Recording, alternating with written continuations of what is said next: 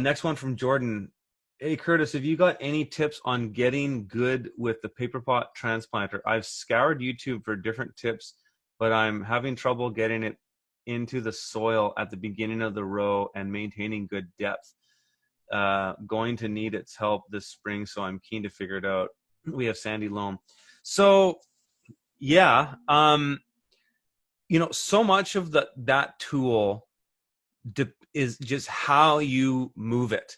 You can adjust the front wheels, which are the back, but they're the ones that go first when you're pulling it. You can pull those up and down, and that brings your furrowing instrument or shoe, sometimes people call it, down deeper into the soil or up above the soil. So you've got that variability. And then the other variability you have are the fins. So you can move the fins in or out, and they'll close that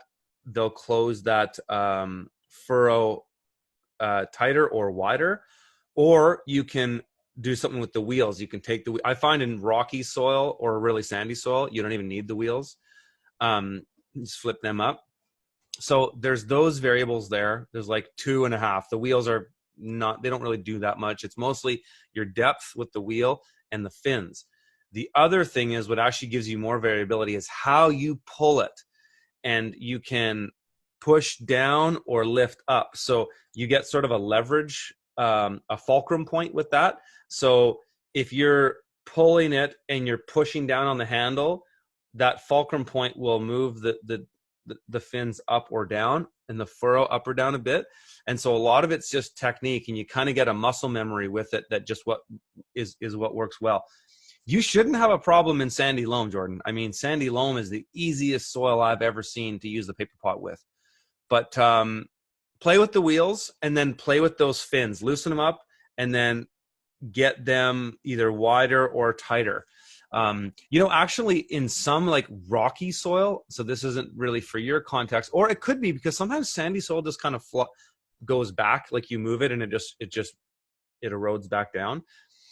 You might even just take the fins right off and then just make the furrow, and then it'll and get it nice and deep, and then it might just settle back in. You have to kind of play with it a bit, but it's a good question. And I think the challenge, and maybe why there is not a lot of videos on there about it. I mean, I've certainly done a decent amount of paper pot videos. We'll have more to come, probably in the next season, really. I don't know if I'll be playing around with it much this year or at this point going into winter. But there is a number of paper pot transplanters out there, right? And they're all slightly different. There's the TerraTech one. There's the one we sell from Japan. There's the Small Farm Works one. There is Curly's one in Australia.